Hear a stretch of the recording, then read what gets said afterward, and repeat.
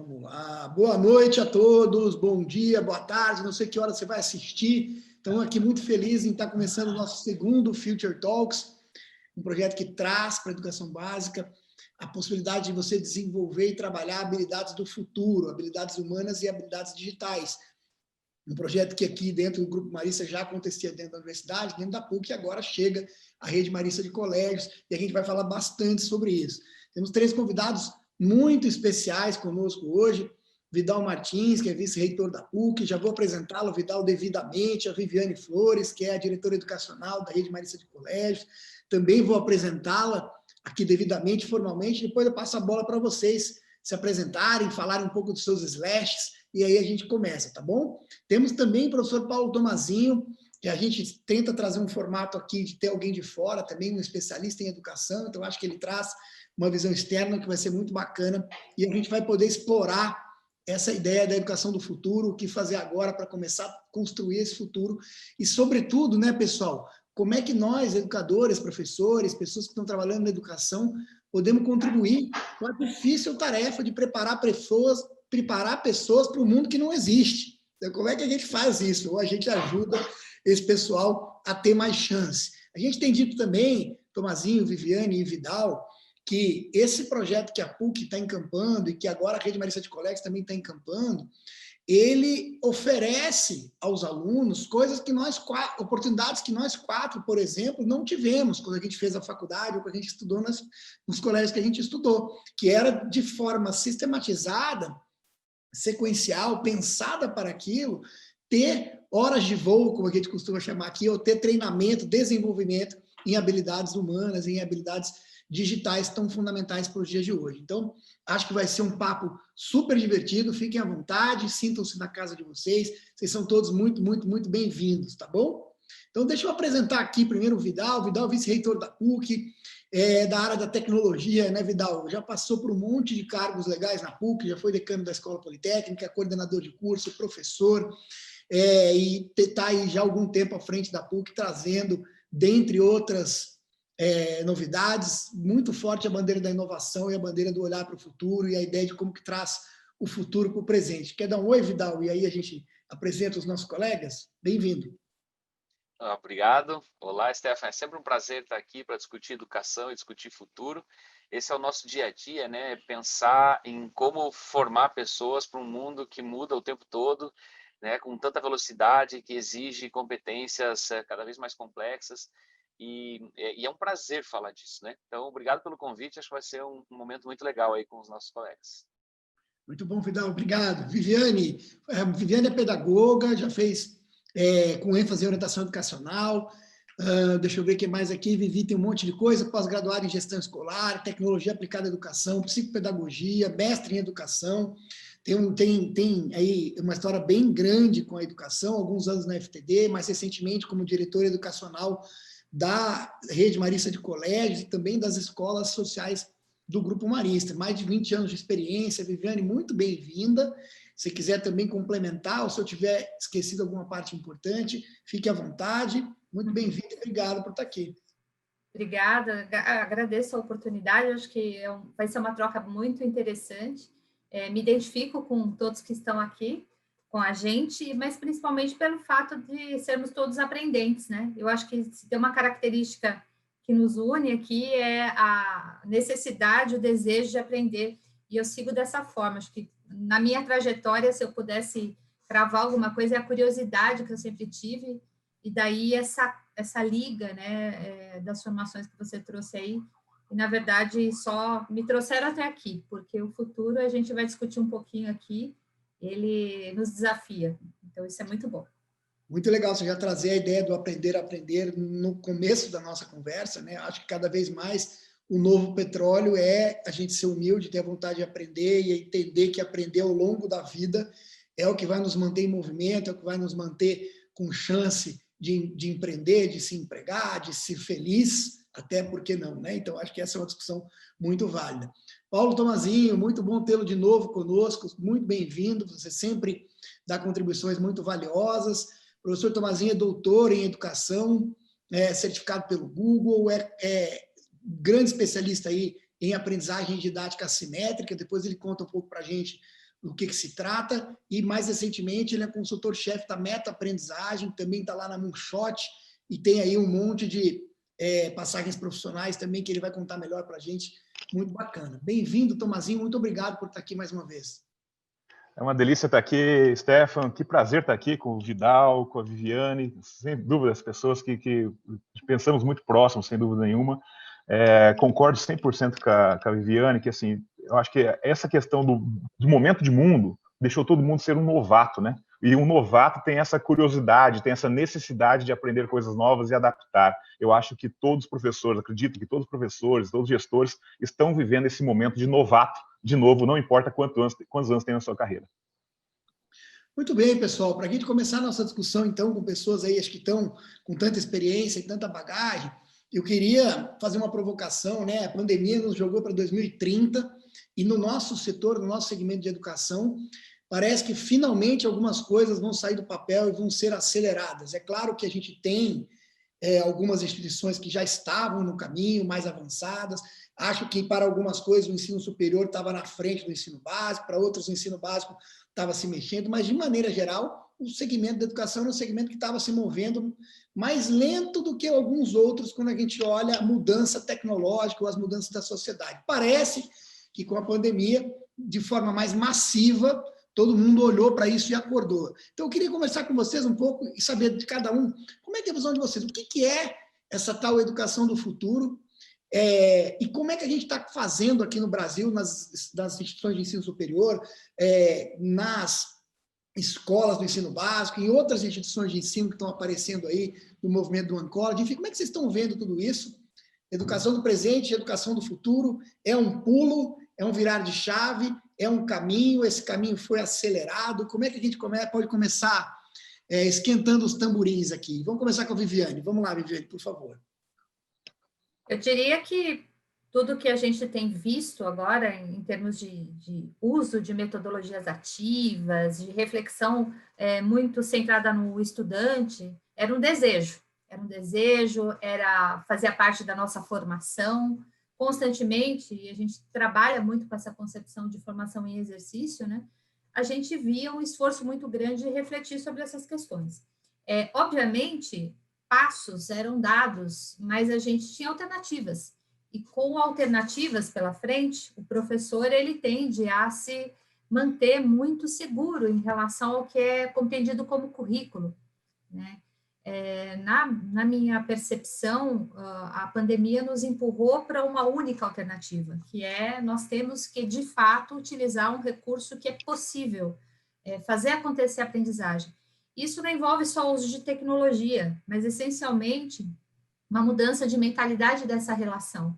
Então, colocar o estudante no centro, entender as suas necessidades, adaptar as suas metodologias a esse e aquele estudante. Então, essa personalização, ela foi talvez o que a gente teve que, de fato, colocar em prática.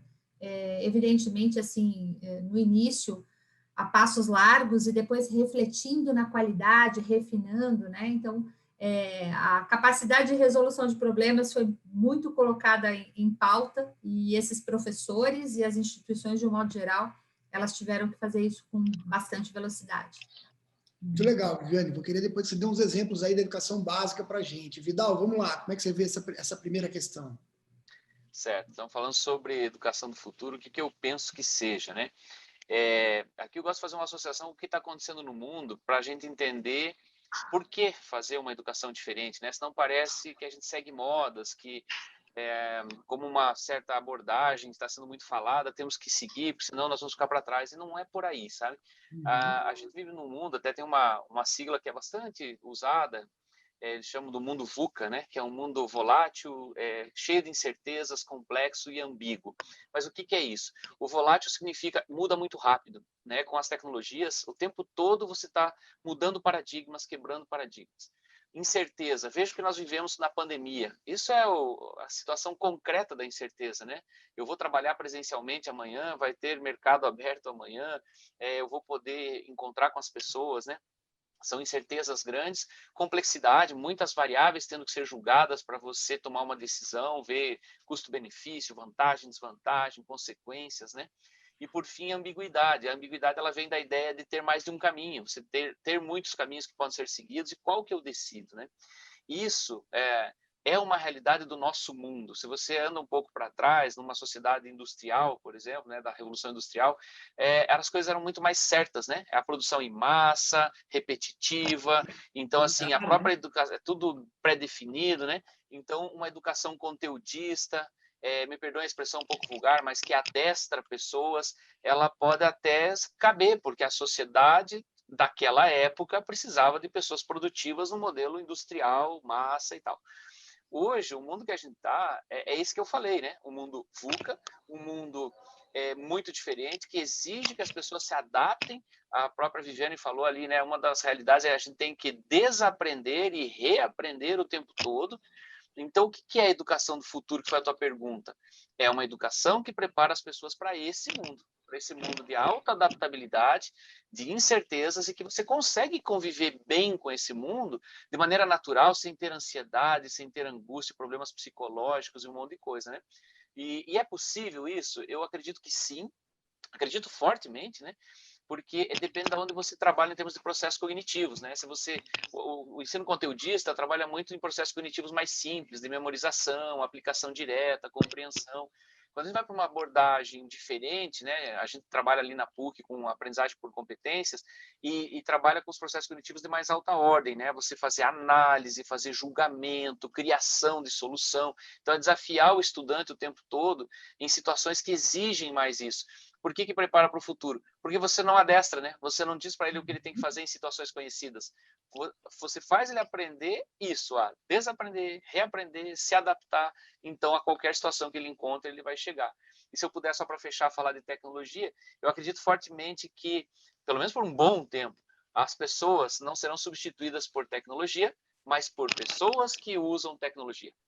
Então, você consegue ser muito mais produtivo, dar mais resultados, ser mais eficiente, né? Gerar experiências melhores quando você se apoia em tecnologia. Então, o lado humano das relações e da formação ele está sempre presente, mas quem não trabalhar bem com tecnologia tem grande risco de se perder no tempo, né? Desculpa, minha resposta foi um pouco longa, mas Não, foi o tema é ótimo. apaixonante, a gente acaba falando muito. A contextualização é fundamental, né? Para entender, porque eu acho que você tem um ponto que faz muito sentido, né, Vidal? A mudança que a educação precisa acompanha a mudança que a sociedade precisa e vem vivendo, né? Então mudou o contexto. Tomazinho, vou passar a bola para você com essa provocação que o Vidal deixa no final, né? O futuro, a gente aqui na Slash fala bastante sobre isso. O futuro é high-tech e high-touch, né? Não é um ou outro, é um e outro. Tem habilidades humanas e habilidades digitais, é uma coisa com a outra, né? Quando a gente olha, por exemplo, os empregos que vão desaparecer aí com o advento de novas tecnologias, você tem um outro tanto, que normalmente esse número é sempre maior, que estão surgindo. Então, não é que ele acaba com o emprego, ele muda a configuração do emprego, né? A gente também tem uma frase que a gente gosta bastante aqui, né? Vamos deixar os robôs com a parte chata, né? Então, se você está perigando perder teu emprego para um robô, talvez o que você faça esteja superado. Talvez sejam só atividades processuais repetitivas, você precisa ir por um outro caminho.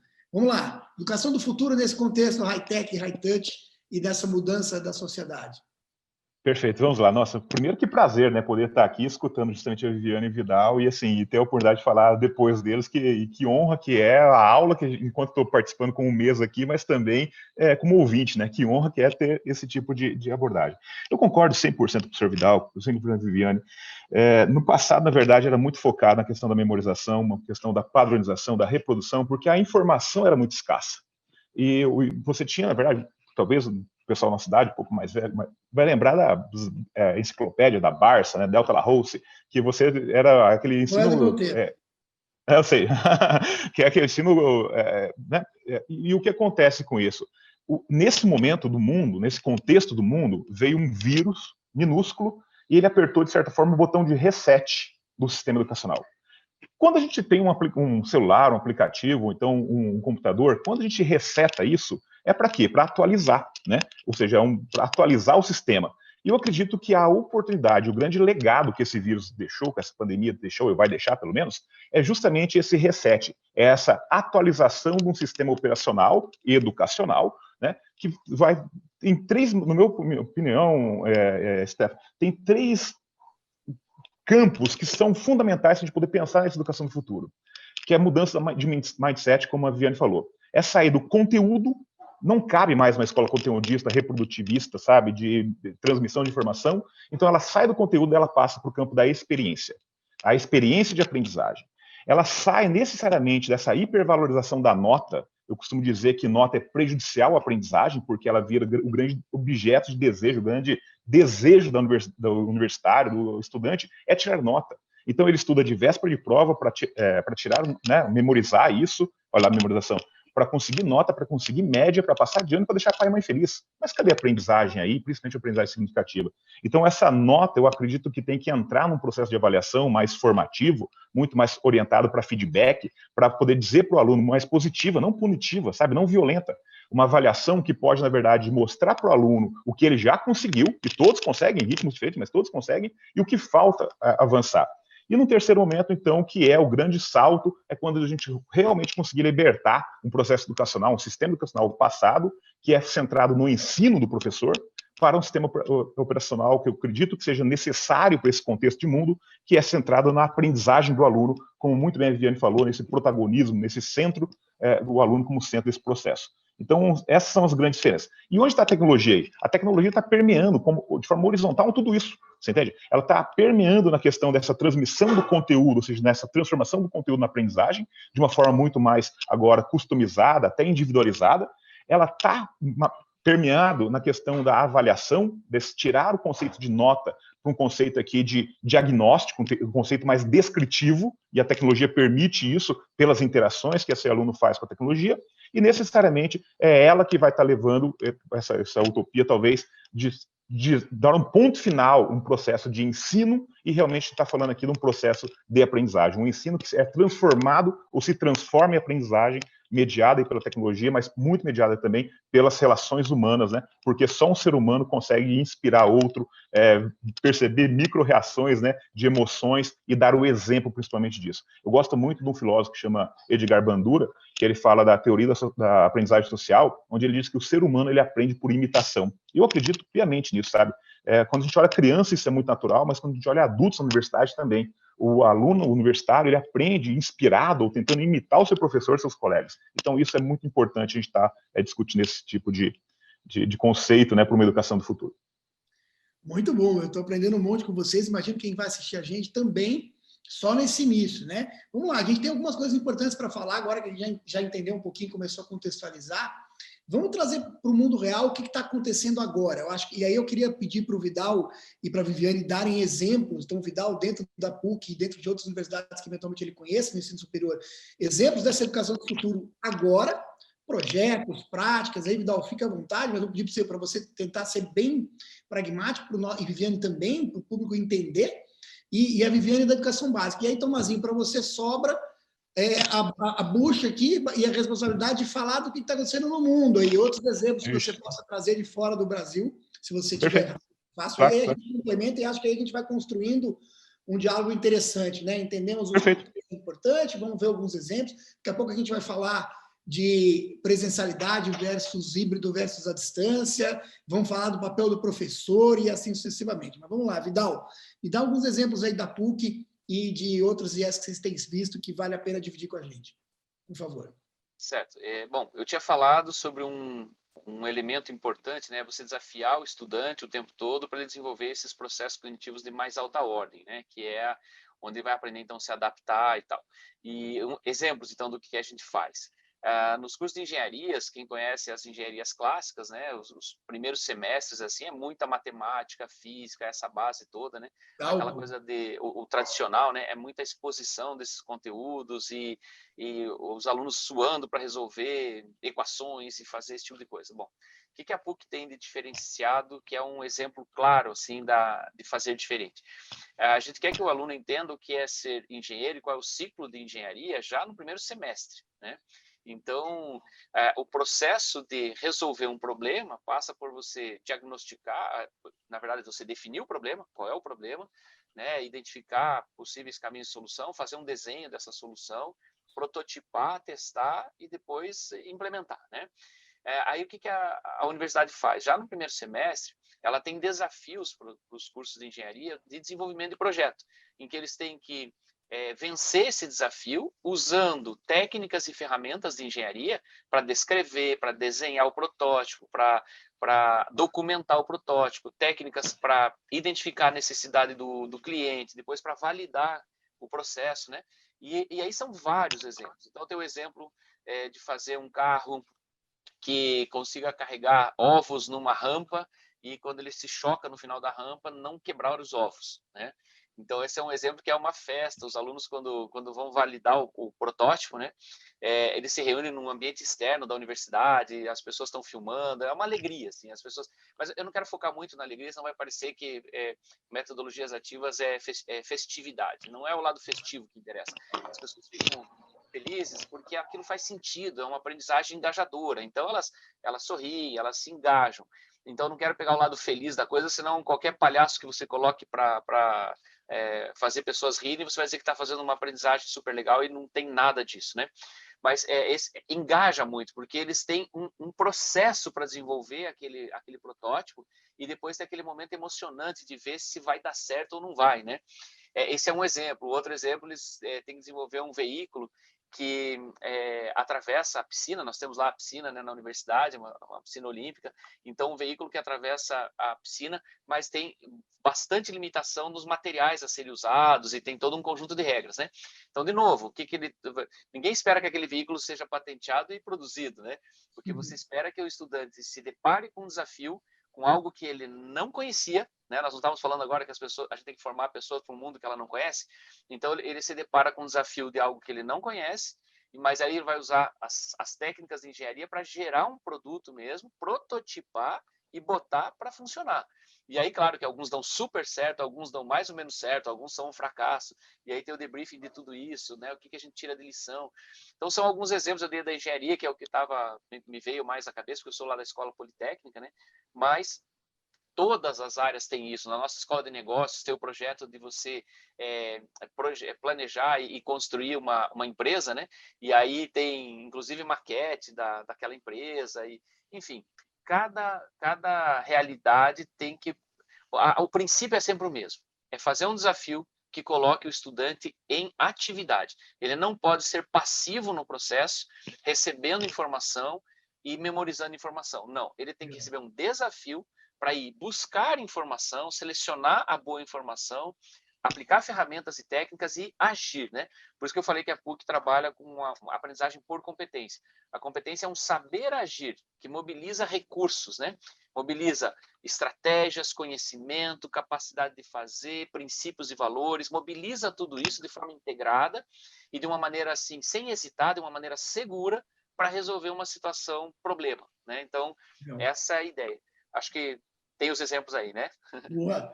Faz conexão, né, Vidal? Se relaciona, discute com um amigo, vai em grupo, vai procurar outro professor, vai buscar informação, muito legal. Viviane, um exemplo da educação básica aí dos colégios maristas, por favor. Acho que a gente evoluiu bastante. Eu, como curriculista, sempre fui uma incomodada com aquela missão que a escola, a educação básica sempre teve de entregar ou preparar para a entrada no vestibular. E eu acho que fica muito reduzida, né, essa missão de currículo. Com a Base Nacional, nós tivemos a condição de entender quais são os saberes essenciais e aquilo que a gente prevê para cada faixa etária, o que nos permitiu também usar em nossos currículos. Então, um exemplo é a aprendizagem criativa, que nós incorporamos com a ajuda de parcerias, porque desenvolver a criatividade na faixa etária dos anos iniciais é bastante importante. Isso vai acompanhar o estudante na sua jornada e vai trazer a possibilidade de ir lá na piscina do Vidal, ele ter os insights necessários para solucionar os problemas. Então, a gente entendeu que incorporar a aprendizagem criativa nos anos iniciais na educação infantil era uma missão importante e estamos fazendo isso em nossos currículos.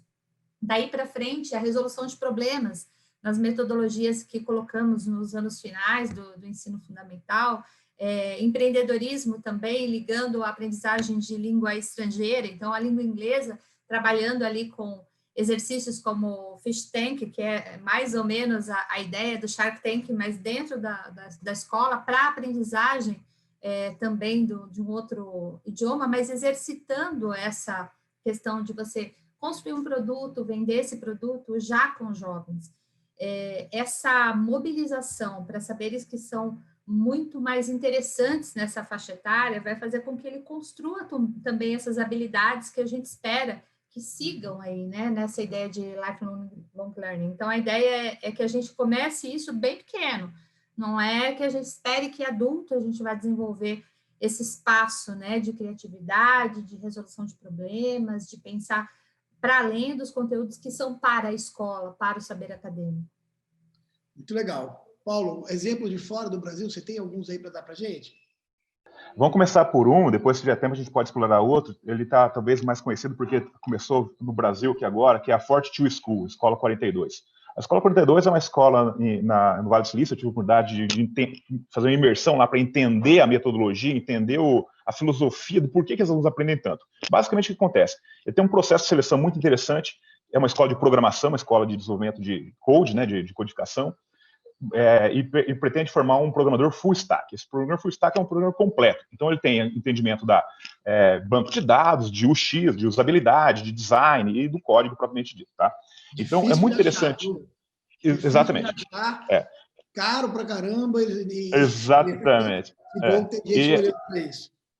E, na verdade, então, a 42 Escola ficou famosa porque é a escola sem professores. E é uma coisa louca, Stefan. Quando eu visitei lá, não foi esse ano, foi o ano passado, esse ano só passando na frente, que eu fiquei em uma imersão de quase 2 dias lá dentro, conversando de verdade com os alunos, vendo como que os alunos têm esse processo de aprendizagem. É uma coisa muito interessante. Porque, assim, ó, ele tem todo o currículo, para a gente pode entender o currículo, é um grande jogo. É um ambiente que é um jogo, chama Galáxia. A Galáxia tem vários planetinhas e vários, na verdade, constelações ali, que são os conteúdos ou os desafios. Mas olha só que interessante que é a dinâmica de aprendizagem. Esse aluno, ele como o Vidal falou, ele é desafiado. Então, faz um teste, aparece um desafio para ele. Se ele consegue resolver, ok. Se ele consegue resolver aquele desafio, ele qualifica agora para poder fazer parte de um grupo, de um pequeno grupo, que o sistema constrói esse grupo, junta essas pessoas, une essas pessoas, que cada um tem que compartilhar aquela etapa do seu aprendizado que ele conseguiu resolver para poder resolver um desafio maior. Então, sempre assim, sempre ele começa individual e depois vai para um grupo. O que é interessante, e vendo um dia a dia dos alunos, muitos alunos, mesmo eles conseguindo, entenda isso, mesmo eles conseguindo resolver o desafio, eles tinham a opção de assistir um vídeo depois. Um vídeo que ensinava o porquê, ou os fundamentos do porquê daquilo. E mesmo ele resolvendo de primeira, ele assistia aquele vídeo. Por quê? Porque dava mais subsídio para ele explicar aquela resolução de problemas para o seu grupo depois, para um grupo de 4 ou 5 pessoas, para resolver um problema maior. Tá? E é muito interessante na Fortitude School que o programa foi pensado lá para 4 anos. E o pessoal termina isso em média, quem termina ali, termina em média em 2 anos, 2 anos e meio. Só que o grande problema deles é que esses alunos, a maioria, não terminam. Mas eles abandonam a universidade. O mesmo problema que alguns cursos, nós temos ensino superior aqui no Brasil.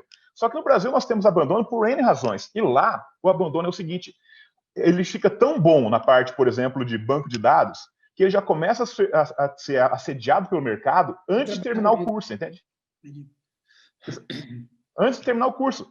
Então, ou seja, o grande problema deles é justamente essa questão do abandono. Por quê? Porque como ele precisa, como tudo isso ele é encaixado, o grupo, uma pessoa que é um novato, mas uma pessoa um pouco mais experiente, que serve como um mentor para esse desafio, e assim todos os alunos vão caminhando, se eu tenho evasão desse processo, eu não tenho esses alunos mais experientes.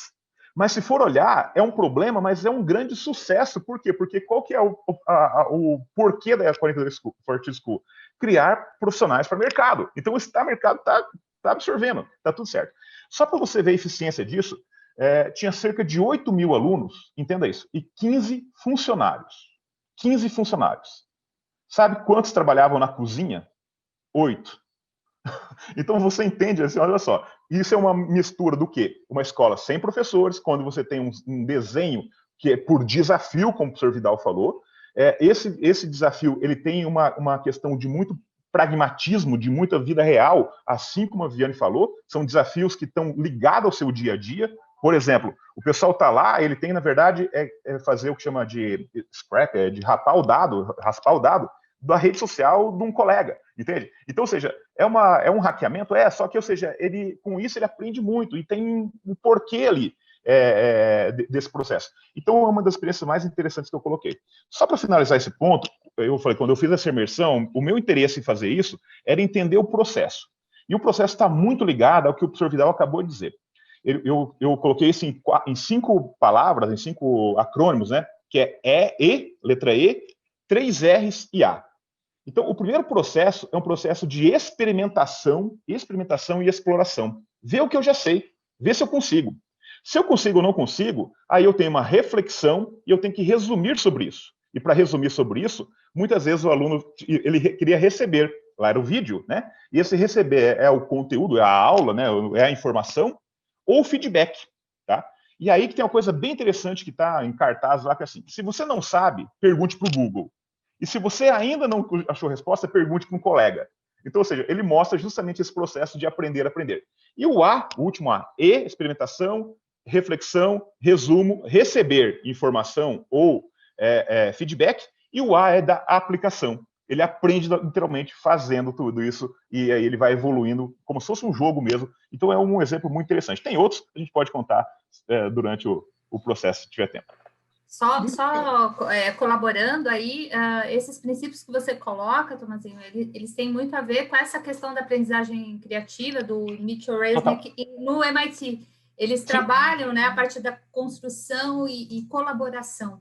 E fazer com que o estudante perceba o quanto, colaborando, ele consegue construir hipóteses, confirmar essas hipóteses e, enfim, evoluir no seu produto, é alguma coisa que a gente pode desenvolver desde pequenininho. Isso é muito Exatamente. bacana. Viviane, é tão importante isso desde pequenininho, porque assim, não é um projeto, não, um grande programa dentro do MIT Media Lab, que é um grande instituto de inovação e de aprendizado do MIT, ele fala Lifelong Kindergarten, ou seja, jardim da infância e o resto da vida. Ele fala o seguinte, o jeito... Ah lá, que bom. É o próprio... Exatamente. Assim, e a tese, ou seja, a mensagem geral que o professor pode entender é o seguinte, a forma mais natural do ser humano aprender é justamente fazendo e falando sobre o que fez. E se ele tem a oportunidade agora, porque ele tem essa reflexão, ele tem a associação, tem os níveis cognitivos elevados que o Vidal falou.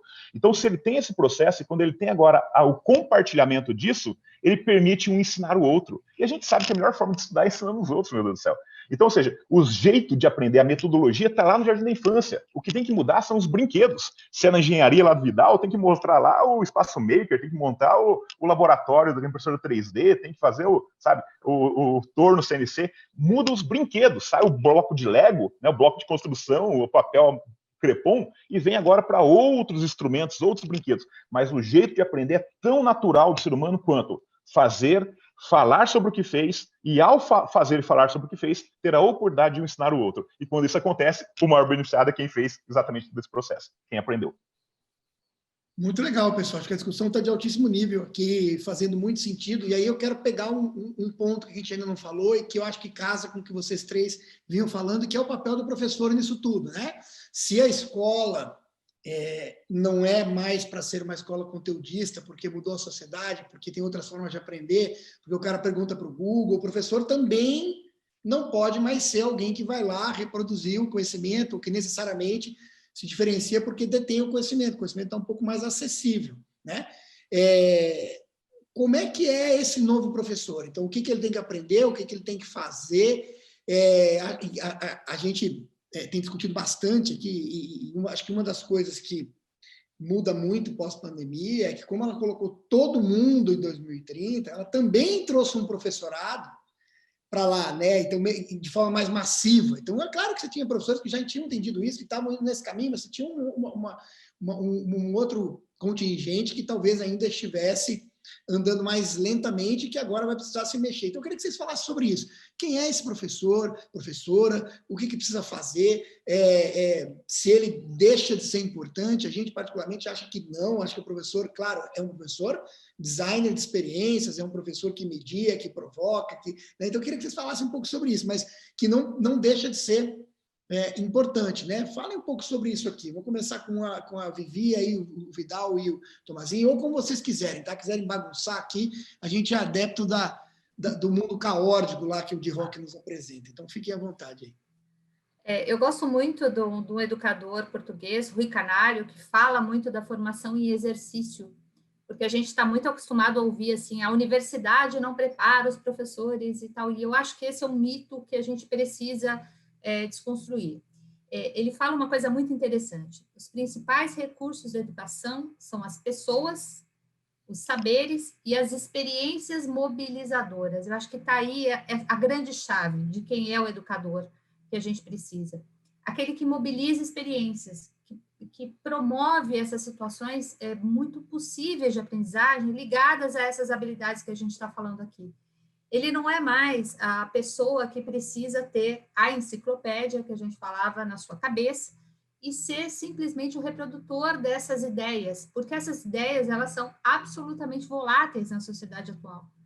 E esses conteúdos, aqueles que eram tão importantes e sumarizados, né, eles, na verdade, eles são meios para a gente poder traduzir nas habilidades que a gente quer desenvolver. Portanto, eu penso que esse educador, ele tem que ser, primeiro, muito disposto a aprender, constantemente pesquisador. O ambiente escolar, a instituição onde ele está deve propiciar isso, mas tem que partir muito dele.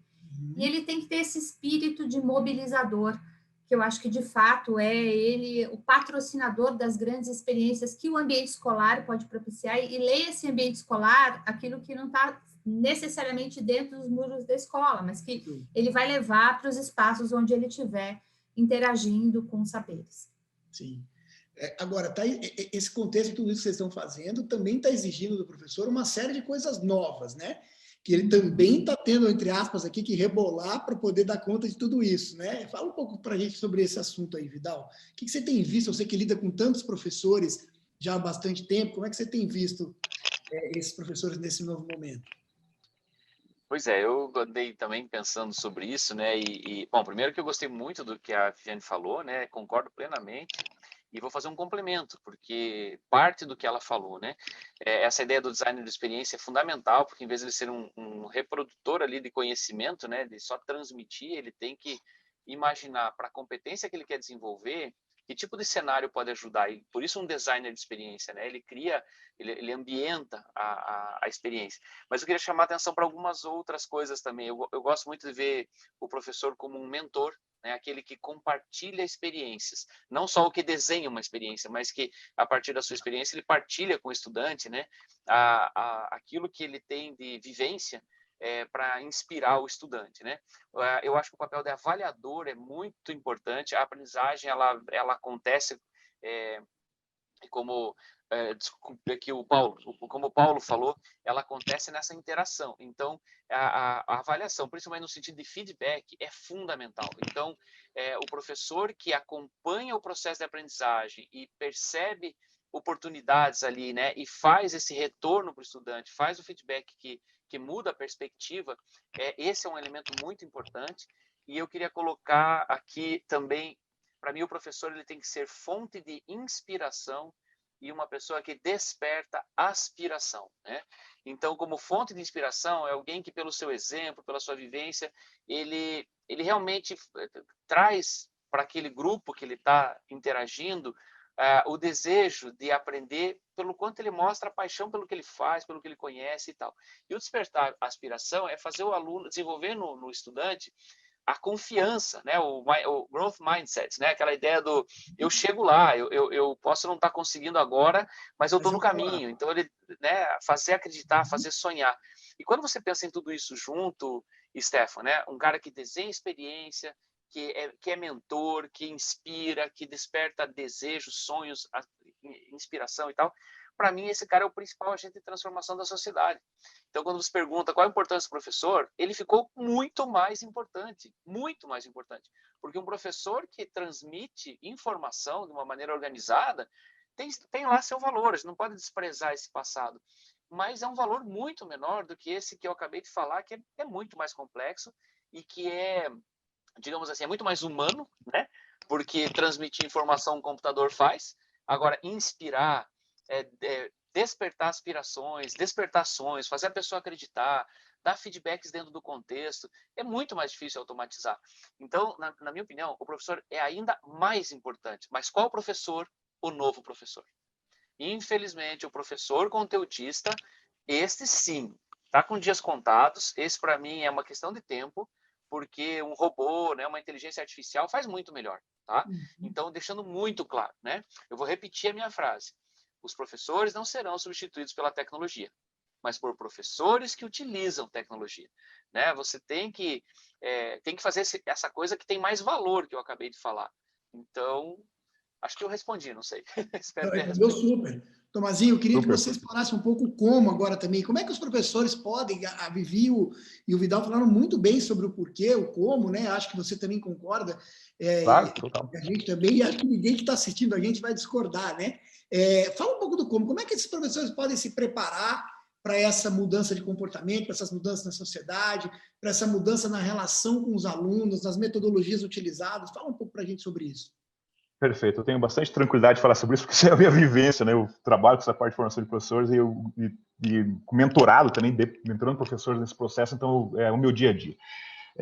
No início, acredito que foi em abril, eu escrevi um artigo que se chamava assim, ó, de repente a escola virou uma startup. E o que eu quis dizer com isso? Com esse processo onde todo mundo virou novato, vou primeiro contextualizar startup. Startup é uma instituição de pessoas que ela tenta resolver um grande problema. Ela tem claro o problema que ela quer resolver, mas ela não tem claro como ela vai resolver esse problema. Então, ela é um processo que chama de desenvolvimento ágil, então, né, de Lean Startup, que basicamente ele tem um ciclo. É um ciclo de construir alguma coisa, porque você só vai testar se tem alguma experiência, algum experimento para você testar isso, um protótipo. Você vai construir, vai testar isso, e com esse teste você aprende. E quando você aprende, tem dois caminhos. Um caminho que chama via negativa, ou seja, quando deu errado, deu muito errado, você simplesmente descarta e vamos para o próximo teste. Ou tem a via positiva, que é a mais interessante, que é dessa construção, desse teste, aquilo que deu alguma coisa certa, nós trazemos de novo para um ciclo de construção, olha só, para poder fazer um novo processo, testar de novo, aprender. E olha só, as empresas mais inovadoras do mundo não são as empresas que mais gastam dinheiro, são as empresas que mais experimentam nesse processo de iteração, que é essa troca, esse rodar essa roda da inovação, que é um aprendizado, né, validado. Quando eu digo que, então, que a escola virou uma startup, é exatamente isso, ou seja, de um momento para o outro, o professor começou a ter que experimentar, né, uma maneira que ele não foi ensinado, não tinha manual, ele já tinha que resolver um problema, que é ensinar. Agora, como que ele fazia isso? Ele tinha muito claro, muito confortável a forma que ele fazia isso no presencial. A hora que eu estou na frente da câmera e eu tenho que experimentar coisas novas, teve muitas coisas muito interessantes. Então, eu gosto de dizer, e aí entrando no como, da tua pergunta, se a escola de repente virou uma startup, o professor virou esse startupeiro, no sentido dessa cabeça de empreendedor, de mobilizar recursos, e a mobilização de recursos são fantásticos. Você vê professor hoje que aprendeu a editar vídeo, talvez com cursos gratuitos, com o YouTube, que talvez escolas de edição de vídeo não conseguem dar uma formação tão rápida e tão densa num curto período de tempo como esse professor. Pela necessidade, ele começou a explorar, a refletir sobre aquilo que dava certo, a aprender o que dava certo e a acelerar esse processo de iteração do seu desenvolvimento. Então, assim, e tem tudo a ver com o que o Vidal falou, Viviane, esse mindset de crescimento. Porque a hora que você permite-se errar, mas permite-se experimentar. Porque errar faz parte do jogo. Agora, é um passo, né? É um passo, é um jeito é um dos passos, é um jeito de aprender o que não fazer ou dar uma mudada, sabe? Agora, o importante é não estruturar um processo de ensino, um processo didático de uma forma fixa e planejar, né, num longo prazo, e só de uma forma, porque se der errado, você é reatacado. Então, é muito importante experimentar para ter esses pequenos experimentos, pequenos acertos ou pequenos erros, que aí não interferem no processo todo da aprendizagem, né, do aluno, da experiência de aprendizagem do aluno, mas então a dica que eu daria é essa, esse senso de mindset de crescimento, né, de flexível, mas principalmente permitir-se experimentar tecnologias, permitir experimentar metodologia, mas fazer testes muito pequenos, muito controlados, dentro de não uma aula inteira, mas pequenos testes dentro de uma aula, ou seja, dentro de um ambiente, de um momento de aprendizagem, e ele vai validando e testando o que funciona para ele, para o conteúdo, para a disciplina dele, para o contexto dele e para os alunos dele. Então, ele vai num processo de aprendizagem contínua. Isso talvez é o que eu tento mais trabalhar na cabeça do professor, para que ele tenha esse mindset de experimentação pedagógica, didática e no ensino superior andragógico. Se eu puder complementar rapidamente, claro. Stefan, gostei muito também da fala do Paulo, e é bem por aí, isso que ele trouxe é o professor pesquisador da sua própria prática, né? É uma pessoa que aprende constantemente, nesse sentido pesquisador, né? É alguém que tem um problema para resolver, ele formula algumas hipóteses, ele desenha o experimento, ou o designer de experiência, né? Ele desenha a coisa, põe em prática, coleta dados é conversar com o aluno, perceber se o aluno gostou, se ele engajou, coleta dados, analisa dados e descobre, opa, não foi bem assim, vou reformular. Esse é o pensamento científico. É o pensamento científico aplicado à educação, né? Assim como é a mesma coisa quando você faz inovação numa empresa, é o pensamento científico aplicado à gestão, né? É por isso que ciência, né? Pesquisa é uma coisa tão valiosa. As pessoas que desenvolvem o pensamento científico, elas desenvolvem a capacidade de resolver problemas. Elas desenvolvem a capacidade de encarar uma coisa que elas não conhecem e trazer uma solução, né? Então, eu gostei muito da fala do Paulo, porque ele traz na prática isso, né? E esse é o professor do século XXI. É o cara apaixonado pela aprendizagem dos alunos. Ou seja, a palavra ensino morre, sabe? Assim, eu brinco com a sigla, a gente chama as universidades de IES, né? Instituições de Ensino Superior. Eu digo que elas têm que ser as IAs, instituições de aprendizagem superior. E se o professor não mudar o foco para o aluno, se o aluno não aprendeu, o trabalho dele não foi bem feito, ele não é um professor do nosso tempo. Sabe? Porque o professor, se ele fizesse uma aula didaticamente organizada, ele era um bom professor, né? Porque ele expôs bem, ele transmitiu bem. O professor novo, dizia assim, né, Vidal? Eu fui lá e dei a aula, eu fiz a minha parte. Isso. Ele não se interessou, ele não leu, ele não, né? E esse professor novo, a tua pergunta era como que ele se prepara? Isso. Ele tem que ter paixão por isso, por resolver problema. Ele tem que estar em movimento. Senão ele está na face da indústria, da revolução industrial. Reprodução, né? Ele quer reproduzir o mesmo método o tempo todo. Isso aí já era. Isso só valia para a época da indústria de massa. Fantástico, Vidal. Me permita, mas olha só, e só para poder completar aqui com isso, sendo uma honra, né? E olha como encaixa tudo, Vidal. E olha que esse professor, na verdade, fazendo todo esse design, dando essa mentoria e sendo esse experimentador e, de certa forma, né, se desenvolvendo com isso, ele vai inspirar outros professores, vai inspirar os seus alunos num processo que não tem o certo ou errado, na verdade eu vou num processo de contínuo aperfeiçoamento. E ele então se torna essa fonte que você falou, de inspiração e de aspiração, né? Ou seja, você motiva essa pessoa. Muito legal, pessoal. Vamos aterrissar tudo isso que a gente estava falando nesse programa, eu acho que, e aí eu queria que o Vidal falasse da perspectiva da PUC, a Vivi da perspectiva dos colégios, que é esse programa, acho que tão inovador, que junta parte de tudo isso que vocês estão falando, que a PUC foi pioneira e agora a Rede Marista de Colégios, que é levar o que a gente tem chamado de Future Skills, na PUC a gente chama de eu não robô, a brincadeira com as habilidades que os robôs vão aprender, né? É você levar para o currículo de forma sistematizada habilidades humanas e habilidades digitais. Então, eu queria, Vidal, que você falasse um pouco como é que tem sido isso na PUC, para os alunos, para os professores, para as práticas educacionais. Conta um pouco desse case real aí, e depois a Viviane conta por que as escolas maristas estão levando isso para lá, qual que é a expectativa, porque esse nosso papo aqui, os professores vão ver, os alunos vão ver, os pais vão ver, então é importante que eles entendam de vocês, que são educadores renomados, de longa data, que estão em posições de direção aí nas instituições, por que vocês estão fazendo isso? Por que vocês estão acreditando nisso? Por que vocês estão acreditando? E aí eu queria também a visão de fora do Tomazinho sobre o que os dois vão falar. Então, por favor, Vidal. Então, vamos lá. Pensando nisso como um processo, né, Stefan, é uma transformação, né? E a gente tem pessoas que estão no mundo da educação há vários anos e estão acostumados com um sistema. Daí, quando a gente provoca para ir para esse novo, você gera uma desestabilização nas crenças, naquilo que a pessoa sabe fazer, até uma insegurança, né?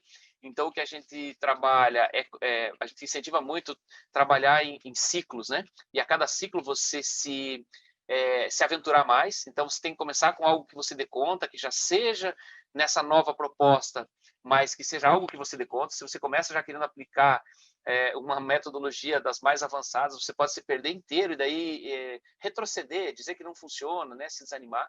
Então, isso é como andar de bicicleta. Você começa de triciclo, depois vai para bicicleta com rodinha, depois tira uma rodinha. É assim que a gente tem que incentivar o professor para a mudança, sabe? Ele tem que ir experimentando coisas cada vez mais complexas, né? E o que a gente percebe, Stefan, são depoimentos. A PUC tem alguns momentos em que a gente cria ambiente de colaboração, de cooperação, sabe? Porque é muito importante a troca entre os professores.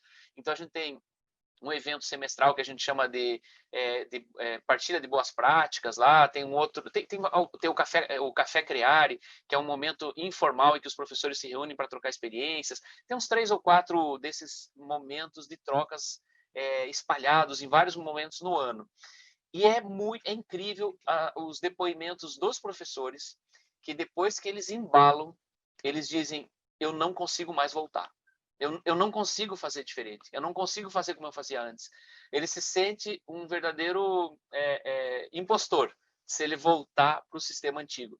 Mas é importante dizer que no começo é difícil. Então, quem vai nos ouvir, se está no começo da trajetória, é importante saber que a insegurança vem, que você erra mesmo, mas troque muito com os teus colegas.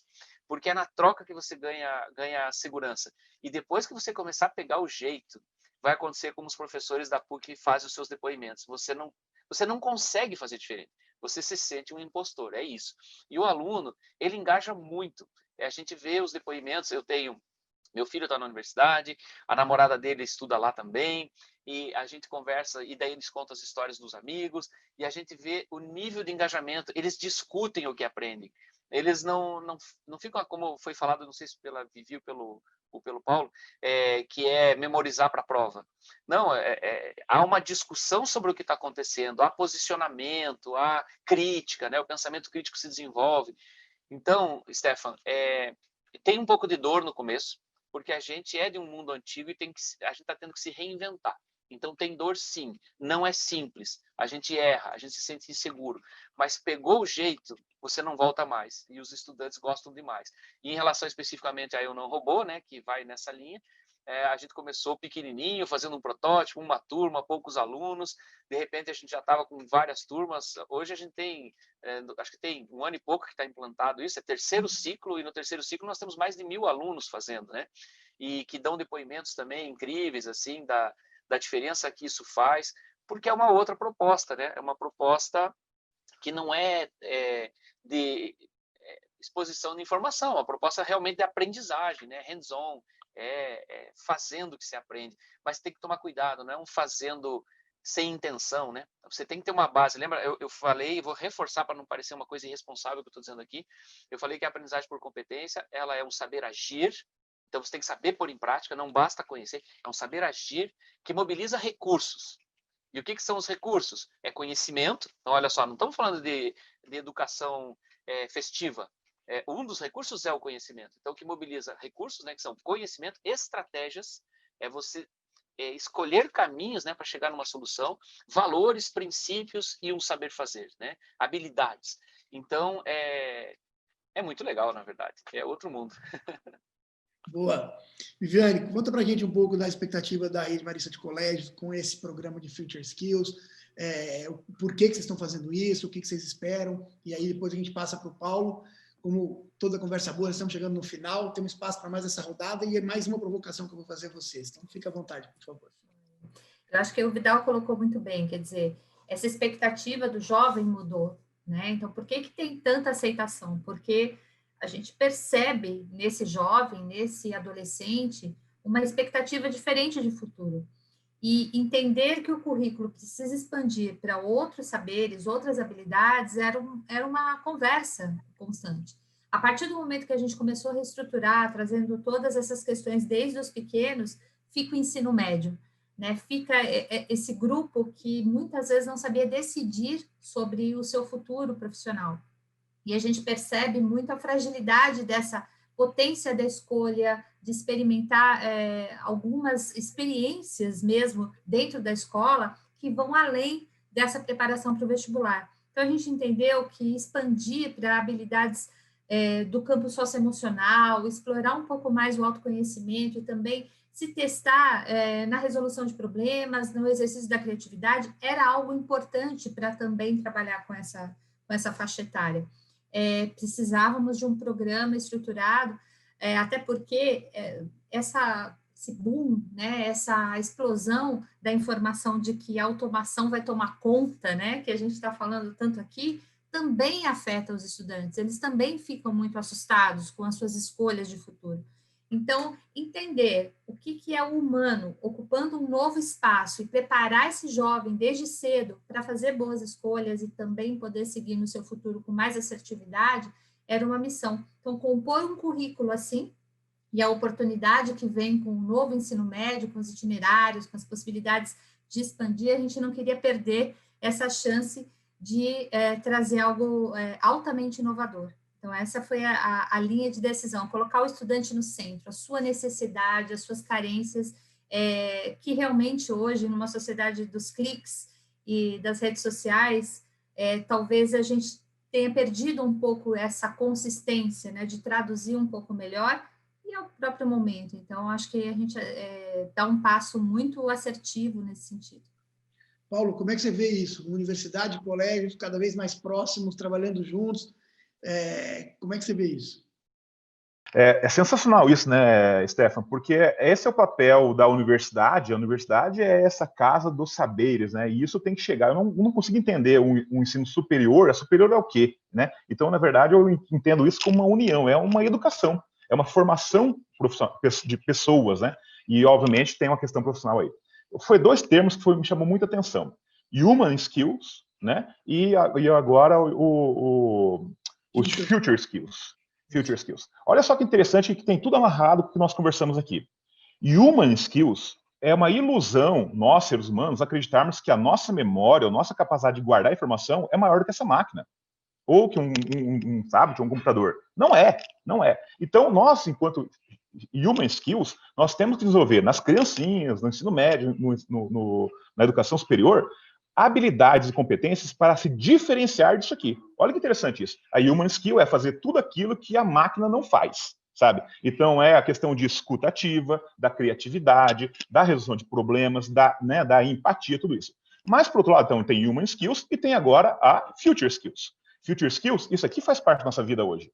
Então, olha só a importância também desse ser humano conhecer essas habilidades para dominar ou para controlar essa máquina, para ser justamente aquela pessoa que o Vidal falou, que é aquele humano que usa a tecnologia e sabe colocar a tecnologia no processo chato, como você colocou, fazer todo aquele trabalho que é chato e repetitivo, controlando e programando a tecnologia para fazer isso. Mas, então, fundamental isso, esse binômio de human skills se diferenciar da máquina e future skills dominar a máquina, dominar a tecnologia, para que juntos possamos ter uma smart society, uma pessoa realmente num desenvolvimento e pronto para esse mundo, nesse contexto que vivemos.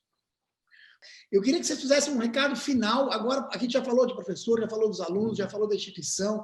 Queria que vocês mandassem um recado para os pais. Então, assim, pais, porque muitas vezes para nós que estamos na educação mergulhados, vivendo, essas coisas estão mais claras e a gente enxerga o tamanho da importância. Mas os pais estão vivendo essa mudança de um outro prisma, né? Está vendo lá o filho que interage com gadgets diferentes, que tem relacionamentos diferentes, um pai, eu gosto de usar essa metáfora, né? O pai que jogou Atari e o filho que joga Minecraft, né? Assim, uma coisa linear, uma fase depois da outra, um contra o outro, e o cara que joga numa liderança que é rotacionada, que joga eu e você, a gente constrói um mundo, né? Então, são gerações diferentes. O que vocês podem dizer para os pais sobre essa iniciativa?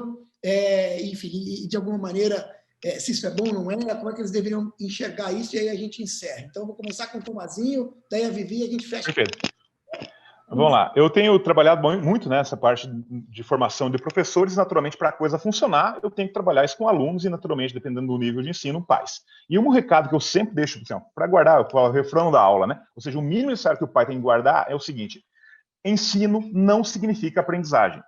Ou seja, não é o fato do teu filho, do teu aluno, estar com a apostila completa que ele aprendeu.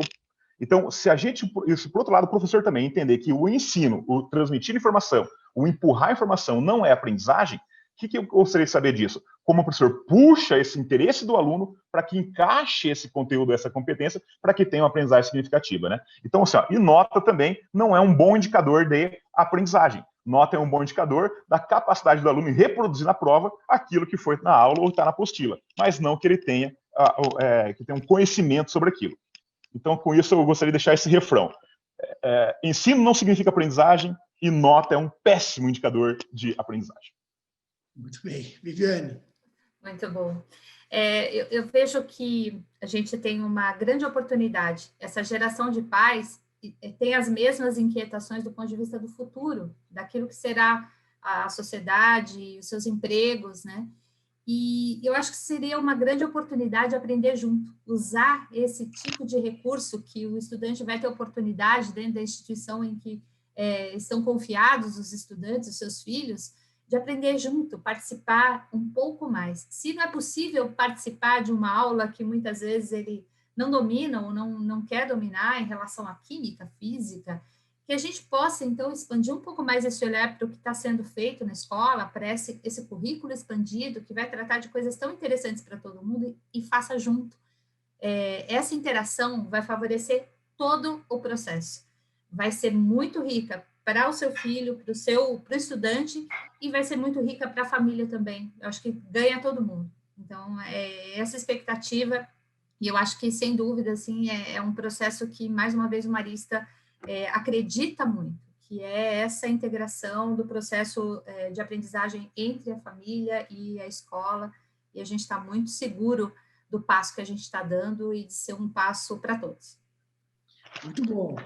Venham conosco, não fiquem de fora. Acho que é uma oportunidade única, que, como a gente falou no início, né, nós 4 aqui não tivemos essa oportunidade lá atrás, e agora o filho do Vidal, por exemplo, está tendo essa oportunidade da PUC, e espero que os filhos de vocês também aproveitem essas oportunidades. Vidal, para a gente fechar aqui, um recado para os pais, nessa linha que o Tomazinho e a Viviane que comentaram, deram a visão deles, queria ouvir você. Agora vai de pai para pai, tá? Não é nem da área da educação. Uma das coisas que eu ia dizer, o Tomazinho já falou, que é a questão da nota, né?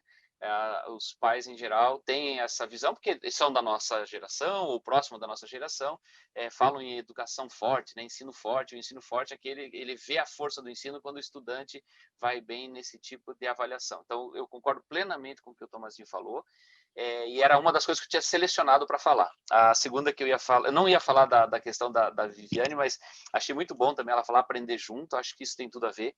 E daí, para eu deixar um recado meu, o que eu queria dizer é o seguinte, eu acho o seguinte, todas as pessoas nascem com dons, com potenciais, né, capacidades, e a boa educação, para mim, não é a da nota forte, é aquela que faz com que a pessoa se descubra, sabe? Faz com que o estudante perceba o valor que ele tem, acredite no valor que ele tem, e por causa disso ele resolva um monte de terapias que ele não vai precisar ter, porque ele aprende que ele é alguém, que ele tem valor para a sociedade. Eu acho que foi o Einstein que falou, eu não tenho certeza, porque eu vi isso num vídeo, então nem sei se é verdadeiro, mas o que me interessa é o conteúdo, não é quem falou, né? Se você criar um peixe, fazendo ele acreditar que ele tem que subir em árvore, você acabou de criar um fracassado, porque um peixe nunca vai subir em árvore, né? Então você mata o coitado já no nascimento, né? Mas o peixe é muito bom para nadar. Então, se você deixar ele descobrir que ele é bom nadador, ele vai ser o máximo, ele vai perceber que ele é muito bom. E eu falo de pai para pai, porque com os meus filhos foi assim, né? Eu tenho 2, né? E um dos meus filhos não era esse estudante que estuda até de madrugada, que se dedica ao máximo para tirar nota boa, e ele tinha todo o contexto para se considerar a pior das pessoas, sabe? Para ser aquela pessoa que se sente a pior das pessoas, porque não é o aluno que se destaca, não é o aluno que tira nota boa, não tem motivação para ficar decorando coisas. E se eu fosse um pai da geração ensino forte, né? Eu ia ficar massacrando ele emocionalmente, fazendo ele se sentir mais lixo do que ele já se sentia e tal. Qual foi a minha atitude? Dar oportunidade para o meu filho descobrir. Então ele tentou esporte, descobriu que tinha 2 pés esquerdos, não deu certo. Tentou coral, foi, mas quando acabou a parte social do coral, mudaram os amigos, ele descurtiu. Tentou equitação, durou um mês. E assim ele foi, até que ele fez um curso de teatro. E aí ele se achou naquilo, sabe? E hoje ele faz administração. E o que ele quer fazer? Ele quer fazer um segundo curso de tecnologia. Deixa-se descobrir. Sabe, se você começa com essa ideia de que ele tem que ser médico ou engenheiro, ou no máximo advogado, porque o resto como é que você vai ganhar a tua vida, gente, você está matando um ser humano. A gente está falando aqui de human skills, está falando de humanidade. Todas as pessoas nascem com algum potencial, todas as pessoas são boas em alguma coisa, e se a escola que você tem, o processo educacional que você segue, tenta botar as pessoas na forma, só tem valor quem passa em medicina, nós vamos criar uma sociedade de doentes. Tá? Então, educação boa é a educação que faz as pessoas se descobrirem, entenderem no que elas são boas, no que elas fazem a diferença e deixar fazer a diferença. O mundo precisa de artistas, o mundo precisa de engenheiros e de médicos, ok? Mas ele precisa também de artistas, de esportistas, de psicólogos, de fisioterapeutas, de educadores. O mundo precisa de tudo. Então, deixa as pessoas se descobrirem e apoie o filho. Né? Essa seria a minha mensagem para pai. Não entre nessa pira da forma, sabe? Não formate porque talvez você destrua uma pessoa que tem muito futuro pela frente. Muito obrigado a todos vocês, o papo foi uma delícia, certamente repetiremos lá na frente. A gente está muito feliz com ter vocês aqui, a gente está muito feliz com esse projeto, começando também na Rede Marista de Colégios. É só o começo, eu tenho certeza que ele vai chegar muito mais longe. Nós tivemos, só para dar alguns dados para vocês, né, os professores desses projetos são os professores da própria Rede Marista de Colégios, como na PUC são os professores da PUC. Hoje na PUC a gente tem lá mais de 20 professores diferentes, tem padre, tem engenheiro, tem médico, tem advogado, e na Rede Marista de Colégios não está diferente, né, Vivi? Tem gente da geografia, da educação física, da matemática, que traz um pouco dessa transversalidade também tão importante para os dias de hoje. Nós tivemos mais de 150 inscritos para o processo seletivo, a gente começando agora com 25 professores, mais ou menos, e vai ser um baita sucesso. Então, a gente conta com todos vocês, todo o time que está envolvido nisso, o time das escolas, da central, lá onde a Vivi comanda, da universidade, da SLET, está todo mundo super empolgado, alguns amigos, como o Tomazinho também, próximo da gente, e a gente está dando o nosso melhor para fazer essa contribuição em ajudar a preparar os filhos de vocês que estão assistindo, alunos, os professores, junto conosco, protagonizar esse caminho de aprendizagem aí para um mundo que não existe, para pessoas curiosas, humildes, para seguir aprendendo a aprender. Acho que aprender é o novo petróleo, é o que a gente tem que se preocupar e olhar, desenvolvendo seus slashes, como a gente fala por aqui, né, ao longo da vida. Né? Não precisa os slashes do fundão, e isso não acaba nunca, né? Tem começo, tem meio, não tem fim. Então a gente espera seguir assim aí por muito tempo, tá bom? Gente, muito obrigado. Se vocês quiserem dar um tchau final aí, fiquem absolutamente à vontade. Vou abrir a palavra para vocês. Foi uma honra e um prazer aprender aqui com vocês. A gente agradece demais e certamente haverão outros papos tão bons quanto esse ou melhores. Então, palavras finais e aí a gente encerra. Agradecer, eu acho que foi uma delícia, foi muito bom e a gente espera que outros papos possam inspirar mais as pessoas que estão participando conosco, ouvindo, vendo essas discussões e cada vez mais reverberar, que é essa educação que a gente acredita, do compartilhamento, do construir juntos, e é o que a gente está pretendendo aqui cada vez mais fortalecer. Muito bom, Vivi, obrigado. Agradecer muito, na verdade, a oportunidade. Stefano, Viviane e Vidal, que prazer ter aqui com vocês, né, estar dividindo aqui com vocês esse espaço, e espero que foram reflexões aqui que realmente possam ecoar aí no